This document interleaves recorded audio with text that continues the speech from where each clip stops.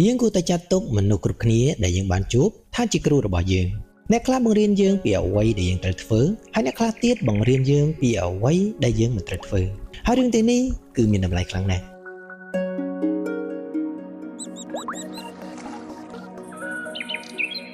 ខ្ញុំជឿថាយើងទាំងអស់គ្នាគឺសិតតែធ្លាប់ឆ្លងកាត់នៅបទពិសោធន៍ទាំងនេះជួបមនុស្សម្នាក់ស្រាប់តែមានអារម្មណ៍ថាត្រូវរើគ្នាខ្លាំងណាស់ចង់នៅក្បែរគេហើយចង់រៀនសូត្រពីគេផ្ទុយទៅវិញមានពេលខ្លះដែរដែលគ្រាន់តែឃើញមុខគេម្នាក់នោះឬក៏ឮគេនិយាយតែបន្តិចបន្តួចក៏មានអារម្មណ៍ថាជឿក្បាលក្តៅស្លឹកត្រចៀកឬមិនចូលចិត្តគេតែម្ដងអាត់កំបាំងនៅពីក្រោយប្រតិកម្មនេះជារឿយៗត្រូវបានលាក់ទុកនៅក្នុងគោលការណ៍មួយដែលគេហៅថាច្បាប់កញ្ចក់នៃជីវិតដែលវាជាគំនិតដ៏សាមញ្ញមួយប៉ុន្តែវាមានឥទ្ធិពលខ្លាំងមែនទែនសម្រាប់ជីវិតរបស់យើង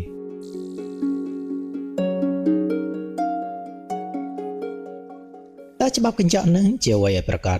អ្នកសាកស្រមៃមើលថាអ្នកកំពុងតែឈរនៅមុខកញ្ចក់មួយផ្ទាំងដ៏ធំហើយកញ្ចក់នោះមិនត្រឹមតែឆ្លុះបញ្ចាំងពីរូបរាងខាងក្រៅរបស់អ្នកទេតែវាឆ្លុះបញ្ចាំងពីអ្វីដែលមាននៅក្នុងចិត្តគំនិតនិងអារម្មណ៍របស់អ្នកទៀតផងនៅក្នុងជីវិតពិតកញ្ចក់នោះគឺជាពិភពនៃជំនាញខ្លួនយើងជាពិសេសគឺជាមនុស្សដែលយើងប្រស័យតាក់ទងជាមួយ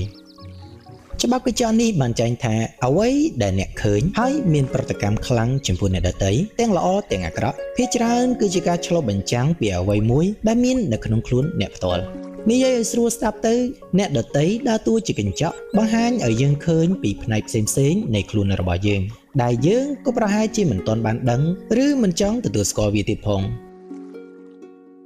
បើយើងសួរថាតើកញ្ចក់នេះវាឆ្លុះបញ្ចាំងអ្វីខ្លះឲ្យយើងបានឃើញកញ្ចក់នេះគឺពិតជាឆ្លុះបញ្ចាំងបានច្រើនរឿងមែនទែនឲ្យយើងបានឃើញឥឡូវយើងទៅស្ដាប់លំអិតទាំងអស់គ្នា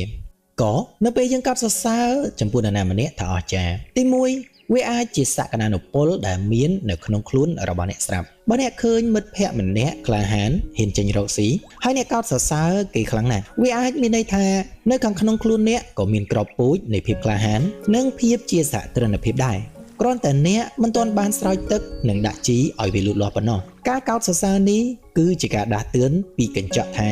អ្នកក៏អាចធ្វើបានដែរអ្នកសូមចាប់ផ្ដើមធ្វើវាតែម្ដងទៅ2វាអាចជាអ្វីដែលអ្នកឲ្យតម្លៃបើអ្នកកោតសរសើរមនុស្សដែលមានចិត្តសប្បុរសជួយអ្នកដទៃវាបង្ហាញថាសេចក្តីសប្បុរសគឺជាគុណតម្លៃដ៏សំខាន់មួយនៅក្នុងជីវិតរបស់អ្នកកញ្ចក់នេះកំពុងតែបញ្ជាក់ពីអ្វីដែលអ្នកជឿជាក់3អាចជាអ្វីដែលអ្នកកំពុងតែខ្វះខាតពេលខ្លះយើងកោតសរសើរអ្វីមួយព្រោះតែយើងដឹងថាយើងចង់បានវាបន្ថែមទៀតនៅក្នុងជីវិតរបស់យើងឧទាហរណ៍អ្នកកោតសរសើរទៅលើមនុស្សដែលពូកែគ្រប់គ្រងអារម្មណ៍នេះគឺប្រហែលមកពីអ្នកកំពុងតែព្យាយាមធ្វើបែបនោះដែរហើយប៉ុន្តែអ្នកមិនទាន់អាចធ្វើវាបានខពេលដែលយើងមានអារម្មណ៍ថាមិនចូលចិត្តនរណាម្នាក់ទី1វាអាចជាស្រមោលរបស់អ្នកលោកខោជុងដែលជាអ្នកចិត្តវិទូដ៏ល្បីល្បាញម្នាក់បាននិយាយថាស្រមោលជាផ្នែកមួយនៃខ្លួនរបស់យើងដែលយើងមិនចូលចិត្តមិនទទួលស្គាល់ឬព្យាយាមលាក់បាំងពេលដែលយើងឃើញចរិតណាមួយនៅលើអ្នកដទៃឧទាហរណ៍ដូចជាភាពអាត្មានិយមការនិយាយដើមគេឬភាពខ្ជិលច្រអូសហើយយើងក៏ប្រតិកម្មខ្លាំងចំពោះរឿងនោះវាអាចមកពីអត្តចរិតនោះវាមានបន្តិចបន្តួចនៅក្នុងខ្លួនរបស់យើងដែលយើងចាត់ទុកថាវាជាស្រមោលរបស់យើងនឹងហើយកញ្ចក់នេះកំពុងតែបង្ខំយើងឲ្យយើងមើលផ្នែកដែលយើងមិនចង់ឃើញ2វាអាចជារបួសចាស់ដែលយើងមិនទាន់ជាសះស្បើយប្រសិនបើអ្នកធ្លាប់ត្រូវបានគេក្បត់ហើយក្រោយមកអ្នកមានប្រតិកម្មខ្លាំងចំពោះនរណាម្នាក់ដែលអ្នកគិតថាមិនស្មោះត្រង់បើទោះបីជាភស្តុតាងមិនទាន់ច្បាស់លាស់ក៏ដោយវាអាចមកពីរឿងចាស់នោះកំពុងតែដាស់អារម្មណ៍ឈឺចាប់របស់អ្នកឡើងវិញអ្នកដទៃគ្រាន់តែជាសម្បកខាងក្រៅប៉ុណ្ណោះសាច់ខាងក្នុងទើបជារបួសចាស់របស់អ្នក3វាអាចជាអ្វីដែលអ្នកខ្លាចថាគេមើលមកអ្នកបែបនោះដែរអ្នកអាចនឹងរិះគន់មនុស្សដែលអួតអាងខ្លាំងព្រោះអ្នកខ្លាចគេគិតថាអ្នកក៏ជាមនុស្សអួតអាងដែរបើអ្នកហ៊ានបង្ហាញសមិទ្ធផលខ្លួនឯង4វាអាចជាការបំពានព្រំដែនរបស់អ្នកពេលខ្លះប្រតិកម្មអវិជ្ជមានគឺត្រឹមត្រូវណាស់ព្រោះអាចនឹងមាននរណាម្នាក់ពិតជាបានបំពានព្រំដែនឬសិទ្ធិរបស់អ្នកច្បាប់កញ្ចក់មិនមែនមានន័យថាយើងត្រូវតែអត់ឱនចំពោះការធ្វើបាបនោះទេ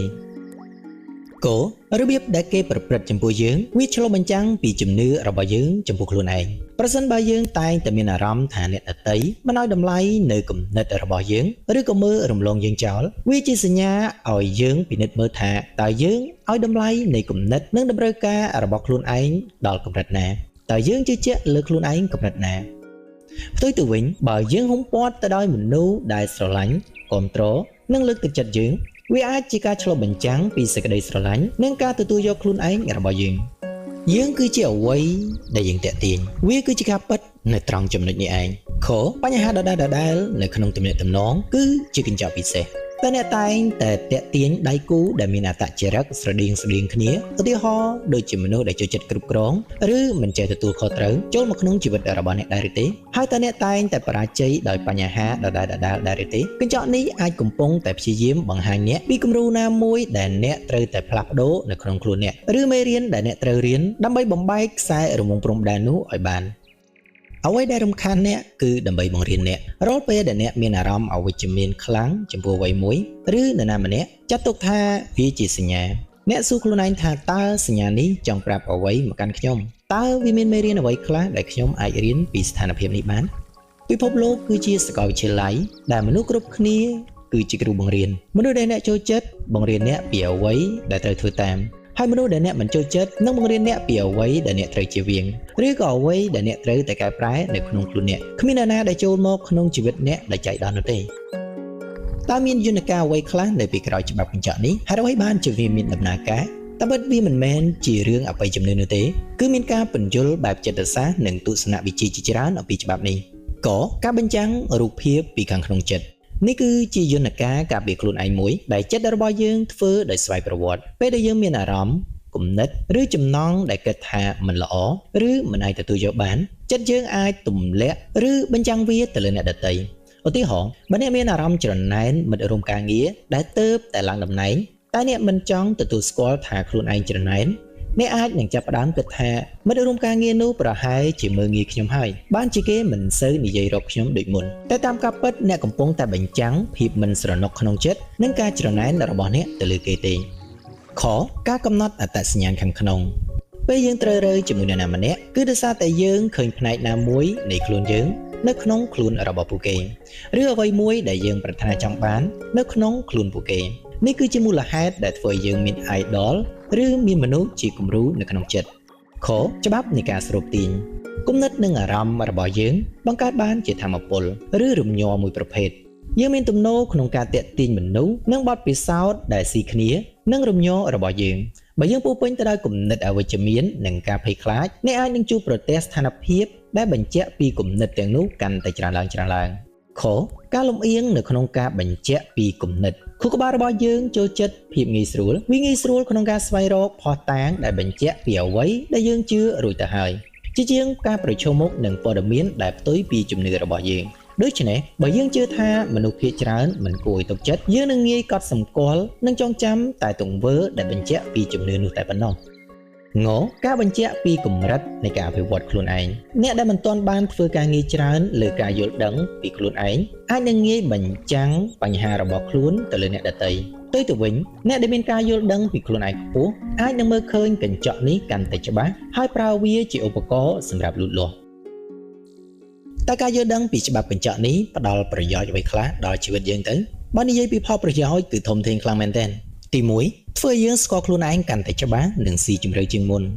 អ្នកនឹងចាប់ផ្ដើមមើលឃើញពីចំណុចខ្លាំងនិងចំណុចខ្សោយដែលជាស្រមោលលាក់បាំងនៅជំនឿដែលរារាំងអ្នកមិនឲ្យទៅមុខនិងសក្តានុពលដែលអ្នកមិនទាន់បានប្រើប្រាស់វាឲ្យអស់វាដូចជាការបើកផែនទីនៃពិភពខាងក្នុងរបស់អ្នកអញ្ចឹង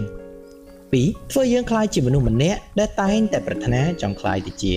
នៅពេលដែលយើងដឹងថាអ្វីដែលយើងត្រូវជួសជុលឬត្រូវអភិវឌ្ឍនៅក្នុងខ្លួនរបស់យើងអាចនឹងចាប់ផ្ដើមធ្វើការលើវាតែម្ដងនេះគឺជាគន្លឹះនៃការអភិវឌ្ឍខ្លួនឯងនិងការព្យាបាលផ្លូវចិត្តរបស់យើង3ធ្វើឲ្យទំនាក់ទំនងកាន់តែរលូននិងមានន័យជាងមុនជំនួសឲ្យការបន្តោងទៅលើដៃគូមិត្តភ័ក្តិឬសមាជិកគ្រួសារយើងនឹងចាប់ផ្ដើមសួរខ្លួនឯងថាតើយើងបានរួមចំណែកអ្វីខ្លះក្នុងស្ថានភាពនេះតើប្រតិកម្មរបស់ខ្ញុំកំពុងតែប្រាប់អ្វីអំពីខ្លួនខ្ញុំការធ្វើបែបនេះអាចឲ្យមានការយោគយល់ការអភ័យទោសនិងការប្រស្រ័យទាក់ទងជាមួយគ្នាកាន់តែល្អ4ធ្វើឲ្យចិត្តរបស់យើងកាន់តែស្ងប់កាត់បន្ថយការវិនិច្ឆ័យនិងការរិះគន់នៅពេលដែលយើងយល់ថាអ្វីដែលយើងឃើញទៅលើអ្នកដទៃអាចជាអ្វីដែលមាននៅក្នុងខ្លួនយើងឬជាអ្វីដែលយើងខ្លាចយើងនឹងមិនសូវឆាប់វិនិច្ឆ័យឬរិះគន់គេផ្ដេសផ្ដាសទៀតទេយើងនឹងអាចមានចិត្តមេត្តាយើងនឹងអាចយល់ចិត្តគេនិងយល់ពីខ្លួនឯងកាន់តែច្រើនជាងមុន 5ធ្វើយើងមានអារម្មណ៍ថាមានអំណាចទៅលើជីវិតរបស់ខ្លួនឯងយើងនឹងឈប់ដើរតួជាជនរងគ្រោះនៃកលៈទេសៈឬទង្វើរបស់អ្នកដទៃយើងនឹងដឹងថាយើងមានសមត្ថភាពក្នុងការផ្លាស់ប្ដូរប្រតិកម្មនិងការបកស្រាយរបស់យើងហើយតាមរយៈនោះវានឹងធ្វើឲ្យយើងផ្លាស់ប្ដូរបទពិសោធន៍របស់យើងកាន់តែប្រសើរឡើង6ធ្វើយើងបានអភិវឌ្ឍចិត្តរបស់យើងកាន់តែមានសីលធម៌និងមានមេត្តាធម៌កាន់តែខ្លាំងជាងមុនការយល់ថាអ្នកដទៃក៏អាចកំពុងឆ្លុះបញ្ចាំងពីការតស៊ូផ្ទាល់ខ្លួនរបស់ពួកគេឬកំពុងរងឥទ្ធិពលពីកញ្ចក់របស់ពួកគេដែរអាចជួយឲ្យយើងមានចិត្តអាណិតអាសូរនិងចង់ជួយពួកគេកាន់តែខ្លាំងជាងមុនតើយើងត្រូវធ្វើដូចម្តេចខ្លះដើម្បីអនុវត្តច្បាប់កញ្ចក់នេះក្នុងជីវិតប្រចាំថ្ងៃការអនុវត្តច្បាប់នេះត្រូវការការតាំងចិត្តនិងការហ្វឹកហាត់បន្តិចប៉ុន្តែវាសមនឹងតម្លៃនៃការខិតខំប្រឹងប្រែងខ្លាំងមែនទែនក៏ហាត់ធ្វើជាអ្នកសង្កេតនៃដួងចិត្តរបស់ខ្លួនឯងព្យាយាមដឹងខ្លួនចំពោះគំនិតអារម្មណ៍និងប្រតិកម្មផ្លូវកាយរបស់ខ្លួនឯងនៅពេលដែលយើងមានអន្តរកម្មជាមួយអ្នកដទៃឬជួបស្ថានភាពផ្សេងៗត្រូវកត់សម្គាល់នៅពេលដែលយើងមានប្រតិកម្មអារម្មណ៍ខ្លាំងជាពិសេសទាំងភាពវិជ្ជមាននិងភាពអវិជ្ជមានធ្វើដូចជាយើងកំពុងតែមើលកុនហើយតួអង្គឯកនោះគឺខ្លួនរបស់យើងតែម្ដងខសួរនៅសំណួរមាសទៅកាន់ខ្លួនឯងអេនៅពេលដែលអ្នកកោតសរសើរនរណាម្នាក់ខ្លាំងៗតើគុណសម្បត្តិនេះដែលខ្ញុំឃើញនៅលើខ្លួនគាត់ឬក៏ខ្លួននាងអាចមាននៅក្នុងខ្លួនខ្ញុំដែរឬទេតើខ្ញុំអាចធ្វើអ្វីខ្លះដើម្បីឲ្យចេញផ្លែផ្កាតើគុណសម្បត្តិនេះតំណាងឲ្យអ្វីដែលខ្ញុំឲ្យតម្លៃបំផុត B ពេលដែលអ្នកមានអារម្មណ៍អវិជ្ជមានដូចជាមានអារម្មណ៍រំខានខឹងស្អប់ឬវិនិច្ឆ័យចំពោះនរណាម្នាក់យើងត្រូវសួរសំណួរថាតើផ្នែកណានៃខ្ញុំដែលមានចរិតលក្ខណៈឬទង្វើកំពុងតែចាក់ដោតដូចគេតើវាធ្វើឲ្យខ្ញុំនឹកឃើញពីបទពិសោធន៍ឈឺចាប់ណាមួយពីអតីតកាលរបស់ខ្ញុំឬទេតើនេះជាអ្វីដែលខ្ញុំកំពុងលួចធ្វើឬគិតប៉ុន្តែមិនហ៊ានទទួលស្គាល់ឬតើខ្ញុំខ្លាចគេមើលមកខ្ញុំដោយគាត់ឬក៏នាងម្នាក់នោះឬខសរសេរកំណត់ហេតុប្រចាំថ្ងៃការសរសេរពីអារម្មណ៍ការប្រតិកម្មនិងការសង្កេតរបស់អ្នកគឺជាវិធីដ៏ល្អមួយដើម្បីរំសាយបទពិសោធន៍និងការមើលឃើញជាគំរូដែលអ្នកប្រហែលជាមិនបានកត់សម្គាល់ពីមុនសរសេរដោយគ្មានការវិនិច្ឆ័យដោយគ្រាន់តែបញ្ចេញវាឲ្យអស់ប៉ុណ្ណោះខសូមមតិកែលម្អពីមនុស្សដែលអ្នកទុកចិត្តប៉ុន្តែត្រូវធ្វើវាដោយប្រុងប្រយ័ត្នពេលខ្លះយើងពិបាកមើលខ្លួនឯងឲ្យច្បាស់ខ្លាំងណាស់យើងអាចសួរមិត្តភ័ក្តិដែលជិតស្និទ្ធឬសមាជិកគ្រួសារដែលយើងទុកចិត្តហើយជាមនុស្សដែលយើងគិតថាជាមនុស្សដែលនិយាយត្រង់ជាមួយយើងត្រូវសួរពួកគេថាតើអ្នកឃើញខ្ញុំមានប្រតិកម្មយ៉ាងម៉េចនៅក្នុងស្ថានភាពនោះឬតើមានអ្វីខ្លះដែលខ្ញុំអាចធ្វើឲ្យប្រសើរឡើងយើងត្រូវតែត្រៀមចិត្តទទួលយកមតិកែលម្អទាំងល្អទាំងអាក្រក់ត្រូវទទួលដោយបើកចំហងអនុវត្តការទទួលយកនិងការភ័យទោសយើងត្រូវទទួលយកខ្លួនឯងទទួលយកគ្រប់ផ្នែកទាំងអស់នៃខ្លួនឯងទាំងផ្នែកដែលយើងចូលចិត្តនិងផ្នែកដែលយើងមិនសូវចូលចិត្តគ្មាននរណាម្នាក់កើតមកល្អឥតខ្ចោះនោះទេហើយយើងត្រូវអភ័យទោសឲ្យខ្លួនឯងចំពោះកំហុសឆ្គងឬប្រតិកម្មមិនល្អពីអតីតកាលហើយយើងក៏ត្រូវអភ័យទោសឲ្យអ្នកដទៃដែរដោយយល់ថាពួកគេក៏អាចជាកញ្ចក់សម្រាប់យើងហើយពួកគេក៏កំពុងតែតស៊ូជាមួយនឹងកញ្ចក់របស់ពួកគេដែរការភ័យទោសមិនមែនមានន័យថាអ្នកត្រូវតែភ្លេចឬត្រូវតែនៅជិតស្និទ្ធនឹងគេទៀតទេបើគេធ្វើបាបអ្នកនោះចូលសង្កេតមើលគំរូដដែលប្រសិនបើអ្នកសម្គាល់ឃើញថាអ្នកតែងតែជួបប្រទះនឹងបញ្ហាប្រភេទដូចគ្នាជាមួយនឹងមនុស្សខុសៗគ្នាឧទាហរណ៍អ្នកតែងតែមានអារម្មណ៍ថាគេមិនឲ្យតម្លៃអ្នកឬតែងតែត្រូវគេកេងប្រវ័ញ្ចលើអ្នកនេះគឺជាសញ្ញាធំមួយដែលកញ្ចក់កំពុងតែព្យាយាមបង្ហាញអ្នកពីមេរៀនសំខាន់ណាមួយដែលអ្នកត្រូវរៀនសូត្រឬជំនឿខាងក្នុងណាមួយដែលអ្នកត្រូវតែផ្លាស់ប្ដូរបើទោះបីជាច្បាប់កញ្ចក់នេះវាមានប្រយោជន៍ក៏ដោយតែយើងក៏ត្រូវចេះប្រើវាដោយភាពឆ្លៀសវៃដែរយើងត្រូវទៅយល់ពីចំណុចសំខាន់ដែលត្រូវប្រុងប្រយ័ត្នពេលប្រើច្បាប់កញ្ចក់នេះកុំបន្ទោសខ្លួនឯងគ្រប់រឿងវាជារឿងសំខាន់ណាស់ប្រសិនបើនរណាម្នាក់ធ្វើបាបអ្នកឬរំលោភបំពានលើអ្នកឬក៏ប្រព្រឹត្តអំពើអយុត្តិធម៌មកលើអ្នកនោះគឺជាកំហុសរបស់ពួកគេច្បាប់កញ្ចក់មិនមែនមានន័យថាអ្នកតាក់ទាញការធ្វើបាបនោះទេអ្នកនៅតែមានសិទ្ធិការពារខ្លួនឯងនិងស្វែងរកយុត្តិធម៌ឲ្យខ្លួនឯងវាជាឧបករណ៍មិនមែនជាច្បាប់ដែកនោះទេប្រើវាជាមគ្គុទ្ទេសក៍ដើម្បីស្វែងយល់ពីខ្លួនឯងមិនមែនជាច្បាប់តឹងរឹងដើម្បីវិនិច្ឆ័យគ្រប់ស្ថានភាពទាំងអស់នោះទេពេលខ្លះបញ្ហាគឺពិតជារបស់អ្នកដទៃច្រើនជាងហើយប្រតិកម្មរបស់យើងគឺសមហេតុផលធ្វើវាឲ្យមានតុល្យភាពគឺសំខាន់បំផុតការទទួលខុសត្រូវចំពោះផ្នែករបស់អ្នក នៅក្នុងអន្តរកម្មណាមួយគឺល្អប៉ុន្តែការកំណត់ព្រំដែនឲ្យមានតុល្យភាពជាមួយអ្នកដទៃក៏សំខាន់ដូចគ្នាអ្នកមិនចាំបាច់អត់ឱនឲ្យអាកប្បកិរិយាមិនសមរម្យដោយគ្រាន់តែគិតថាវាជាកញ្ចក់ឆ្លុះពីអ្នកនោះទេខជៀសវាងការវិភាគជ្រុលមិនមែនគ្រប់អន្តរកម្មតូចតាចឬគ្រប់ពាក្យសម្ដីទាំងអស់សុទ្ធតែមានអត្ថន័យលាក់បាំងជ្រាលជ្រៅនោះទេពេលខ្លះមនុស្សម្នាក់គ្រាន់តែមានថ្ងៃមិនល្អឬនិយាយអ្វីដោយមិនបានគិតក៏មានដែរងប្រយ័ត្នគេប្រើច្បាប់នេះដើម្បីកែប្រែអ្នកមនុស្សមួយចំនួនជាពិសេសអ្នកដែលចូលចិត្តកែប្រែអ្នកដទៃហើយនឹងព្យាយាមប្រើគោលគំនិតនេះដើម្បីទម្លាក់កំហុសមកលើអ្នកឬគេចវេះពីការទទួលខុសត្រូវរបស់ពួកគេឧទាហរណ៍គេអាចនិយាយថាបើអ្នកមានអារម្មណ៍មិនល្អគឺមកពីអ្នកខ្លួនឯងគិតអវិជ្ជមានដើម្បីបង្វែរការយកចិត្តទុកដាក់ពីទង្វើមិនត្រឹមត្រូវរបស់ពួកគេសរុបសេចក្តីមកតើច្បាប់កញ្ចក់នេះមានន័យយ៉ាងណាសម្រាប់យើងច្បាប់កញ្ចក់សម្រាប់ជីវិតនេះគឺជាអំណោយមួយប្រសិនបើយើងចេះប្រើវាឲ្យត្រូវវាប្រៀបបីដូចជាត្រីវិស័យខាងក្នុងមួយដែលចាំចង្អុលបង្ហាញផ្លូវទៅកាន់ការយល់ដឹងពីខ្លួនឯងឲ្យកាន់តែស៊ីជម្រៅវាអញ្ជើញយើងឲ្យឈប់សម្លឹងមើលទៅក្រៅដោយការបន្ទោសហើយចាប់ផ្ដើមសម្លឹងមើលទៅក្នុងដោយការចង់ដឹងចង់ឃើញនិងមានចិត្តមេត្តានៅពេលយើងហ៊ានប្រឈមមុខនឹងអ្វីដែលកញ្ចក់បង្ហាញបើទោះបីជាពេលខ្លះវាអាចមិនស្រួលក៏ដោយនោះហើយជាពេលដែលការផ្លាស់ប្ដូរពិតប្រាកដចាប់ផ្ដើមកើតមានឡើងយើងអាចព្យាបាលរបួសចាស់បំបែកគំរូអវិជ្ជមានហើយសាងទំនាក់ទំនងឲ្យកាន់តែល្អប្រសើរជាងមុនដែលមានភាពពិតប្រាកដនិងពេញចិត្តទៅវិញទៅមកចូលចងចាំថាដំណើរការនៃការស្វែងយល់ពីខ្លួនឯងតាមរយៈច្បាប់កញ្ចក់នេះគឺជាដំណើរការមួយជីវិតវានឹងមានកញ្ចក់ថ្មីៗជានិច្ចដែលបង្ហាញខ្លួនដើម្បីបង្រៀនយើងនៅមេរៀនថ្មីៗសូមបើកចិត្តទទួលយកវាដោយភាពក្លាហាននិងការដឹងគុណនោះអ្នកនឹងឃើញថាជីវិតរបស់អ្នកកាន់តែភ្លឺថ្លាកាន់តែមានន័យហើយអ្នកនឹងកាន់តែស្រឡាញ់និងទទួលយកមនុស្សពិតដែលវានឹងបង្ហាញថាអ្នកគឺជានរណាចាប់ផ្ដើមមើលកញ្ចក់របស់អ្នកចាប់ពីថ្ងៃនេះហើយមើលថាតើវាមានរឿងរ៉ាវដ៏អស្ចារ្យអ្វីខ្លះដែលត្រូវប្រាប់អ្នកអរគុណសម្រាប់ការទស្សនាខ្ញុំសង្ឃឹមថាច្បាប់កញ្ចក់នេះនឹងផ្ដល់ប្រយោជន៍ខ្លះៗទៅកាន់អ្នកទាំងអស់គ្នាក្នុងការយកវាទៅប្រើប្រាស់ក្នុងជីវិតប្រចាំថ្ងៃសូមអរគុណសូមជម្រាបលា